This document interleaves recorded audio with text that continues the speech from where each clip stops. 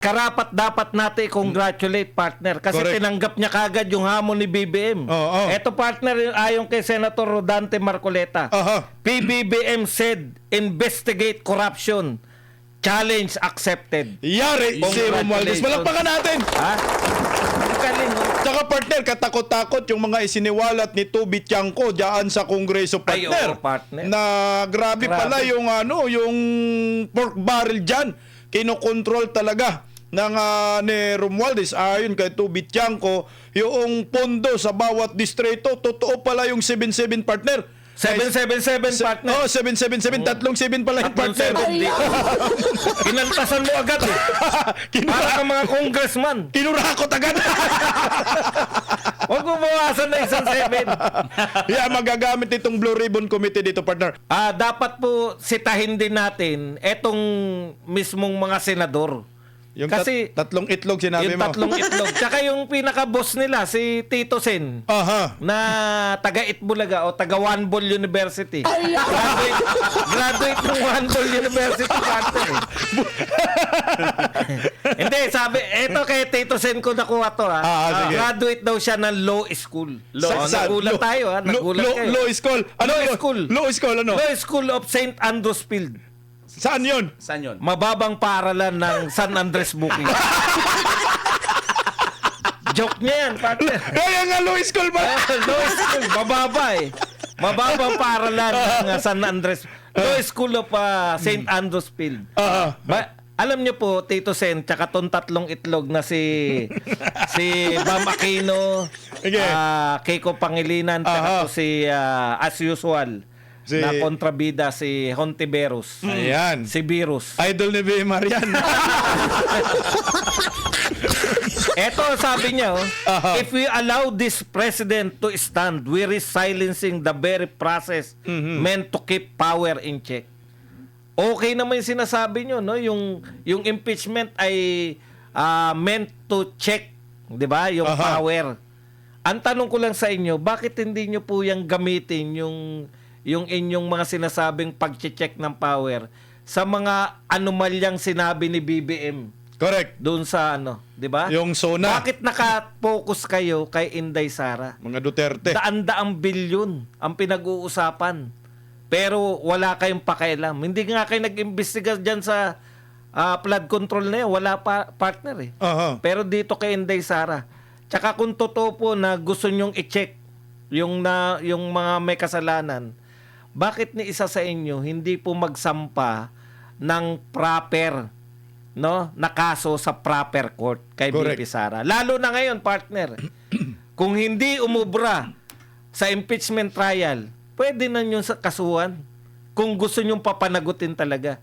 Hindi naman eh. Kasi partner, alam nyo ang pagkakaiba? Bakit ayaw nila magsampa sa normal na korte? Bakit?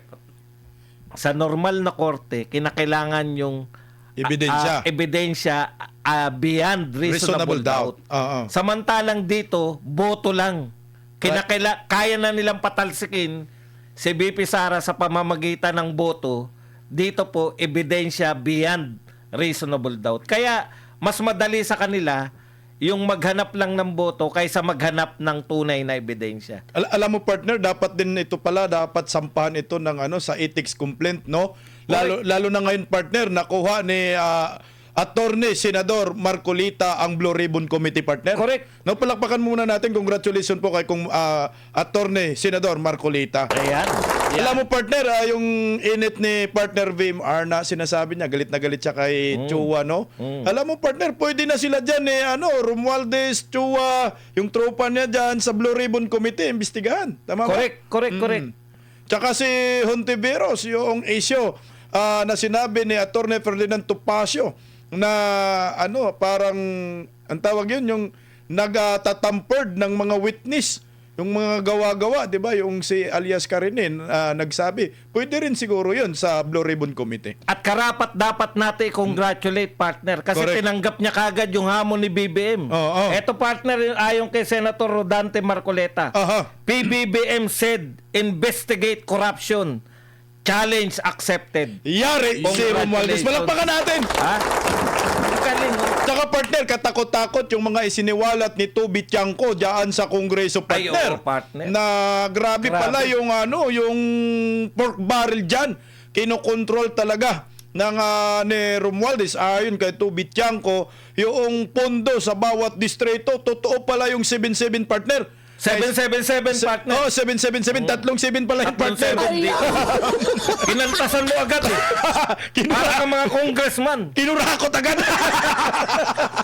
Huwag mo bawasan na isang 7. Yeah, magagamit itong Blue Ribbon Committee dito, partner. Partner Bimar, may dagdag ka pa ba? Dadagdag ko lang yung nabanggit kasi ni partner Buds, yung flood control na dapat imbestigahan kasi isa naman to sa mga nabanggit ni mahal na kagalang-galang Pangulong Marcos. Mahal natin Jr. yan, mahal natin yan. Mahal ni Kapil yan eh. Ano ba si Kapil? Ngayon mga kapartner, mayroon kasi si Kamuti mo to kaya ako nababanggit kanina. Si Kamuti na naman! Yun na, partner. Kasi nabanggit ni... Mukhang meron kayong mga pinagdaanan ni Kamuti. nabanggit ni partner Buds, yung flood control. Nag-send kasi sa akin kaninang umaga si Kamuti Muto ng picture. Yung bakit daw hindi iimbestigahan itong mga flood control, sabi nga ni partner Buds, ayan, may sinend si Kamuti Muto kanina, mayroon pong flood control dyan sa Rizal. May video siya, kinuhanan niya ng video, sira yung lugar ng yung ilog dyan sa may Rizal. Kaya tama yung sinasabi ni President Bongbong Marcos, Presidenta, na talagang yung mga flood control, mga gumuho. Sinabi rin naman, di ba, gumuho, palpak. O, tama kasi may video daw si partner VMR. Yun. At yung iba, guni-guni lang. Yun yung pinakamalupit dun. At ghost projects. Yan. yun yung mahirap dyan kasi nga, mayroon tayong isang Pangulo na para bagang ginugrum ang kaisipan ng mga Pilipino na maniwala ng bawat pronouncement niya, pero ang result ay hindi sumasang-ayon sa kanyang sinasabi. Parang iba yung sinasabi, sa iba yung ginagawa. At mga nangyayari. Ganon ang nakikita po natin. Kasi, Anong tawag dyan, partner? abay, ano ba tawag yan? Tama ka rin, partner. Ha? Oo. Kasi ngayon umaasa yung mga tao eh. Imbestigahan natin tong korupsyon, lalong-lalo na yung flood control projects na yan. Kaya tayo umaasa na naman. Pero natatandaan ko yung ikalawang zona niya, may binitawan din yan na hahabulin nila yung mga smuggler, yung mga price manipulator at saka yung mga hoarders para bumaba yung presyo ng agricultural products. Pero hanggang zona lang, partner. Ito, napag-usapan natin ang zona bago si partner Bimar. Dugtong mo lang dito, partner Bimar, ang yung komento. Yan, tama. Dito tayo sa opinion mo. Makisaw-saw lahat po ng mga subscribers natin nandyan sa comment section. Ito po ang opinion mo dito sa Berada Agila. Sapat ba ang konkretong plano ni PBBM? Galit na naman tong writer. hindi. PBMM na naman. Lagi-lagi na ito kagahapon eh. PBMM. Ulitin ko, sapat ba ang konkretong plano ni PBBM? Nag-dep ka na rin, partner. Nag-dip-dip na rin ako. Kasalanan ng writer to, tol. Okay. Magagalit si Ma'am. Ulit. Magagalit yung mga nagsulat sa atin. Take 3. Okay, natama na. Ayan, Sapat ba ang natama na. konkretong plano ni PBBM Yep. para maisakatuparan ang kanyang mga sinasabi sa SUNA? Partner Badong, sapat ba o tama na? Ito po, yung mga veterano na po ang i-quote natin. Yung mga veterano na po ng Senado, sabi nito ni Peter Alan Cayetano, matagal na pong senador to eh. Nakarinig na raw po siya ng 2 dosenang SONA. No? At lahat po ng SONA, lalo na po yung mga midterm na SONA Correct. ng mga pangulo, bumabaha po ng pinagmamalaking proyekto. Resulta. Kasi Yan, tawag yan. midterm na eh. Ibig sabihin, naka3 taon ka na. Correct. Marami ka ng pinagmamalaki. Kaya nakakatamad pa no pakinggan dahil lahat ng mga naipatayo, sasabihin na dahil 3 taon na siya eh.